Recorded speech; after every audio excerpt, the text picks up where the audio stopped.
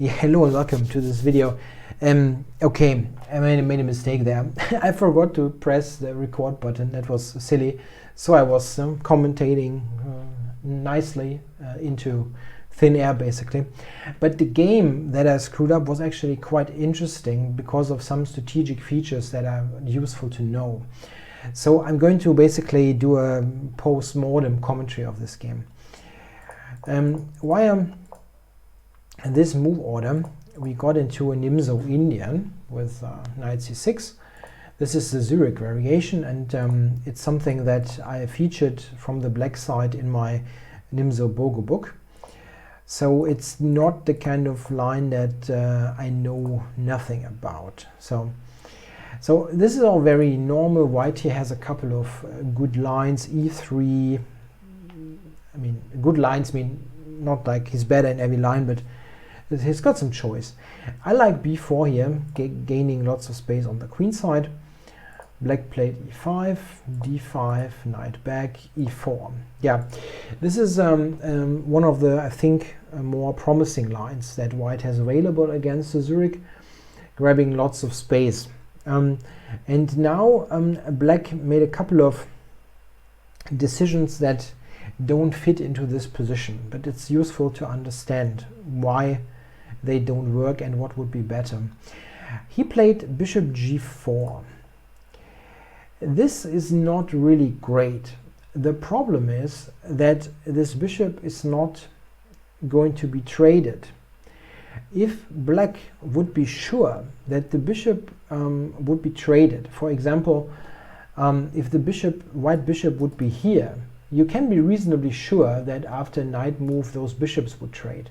But that's not the case here. I was immediately retreating this, and now this bishop is basically staring into thin air. It doesn't have anything useful to do. And also the bishop does not really do anything on g6 or h5 or something. So it really has no good purpose there. What should black do? In this position, one key strategic idea is to play f5. That is something that is very much in line with the pawn structure, of course. Like in a King's Indian or so, you want to play f5. Here, it is very difficult, however, to get this going. The move knight h5 would be perfectly fine if not for a particular reply. The reply is g3. This is a problem. Now f5 does not work due to knight h4, and white is threatening to take here and play this fork on g6. This is basically lost for black. It's really close to lost. Yeah, you have a terrible position. That means this straightforward counterplay does not work. Note that I played bishop g5 early on, and after h6 dropped back. Provoking h6 is actually quite important here. If you compare, this position would be perfectly fine for black if the pawn is on h7, as then knight h4 is not a problem. There's no hold on g6. So this is a nice little nuance, playing bishop g5 first and then going back. So what should black do actually? In my book, and I have this as a black position in my book, so I don't think black is in terrible shape. I recommended a5, and I see that's even what Stockfish recommends nowadays. Back then, I analyzed it. It was analyzed in 2014, 2015. I was mostly using the versions back then of Houdini and Komodo. Stockfish was already strong, but not as strong as today. So a5. Why a5? Black wants to gain a little bit of space on the queen side and possibly just trade on the a file, like take on b4, take on a1. You've got less space, you want to trade. That's a decent idea. One important point is that black has to set up the right pawn structure on the queen side. And it took me a while to understand back then what the right pawn structure is. And it is the following. I'm just making moves now that kind of fit, but don't take it as the best moves. So let's say white wants to avoid the trades like no trade here. So he moves the rook. So what black should do now is to take and play c6. And this is important.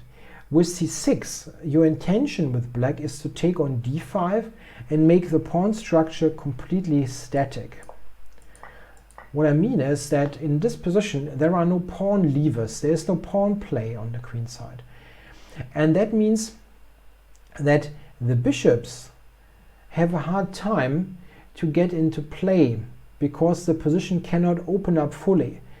There's the c file and a file open, but you cannot really play with pawn storms, let's say. If you imagine black is not doing this and just stays, then at some point I have maybe c5, knight here, b5, bishop b4. I can play there with this pawn avalanche, and in this kind of position this is not as easily possible.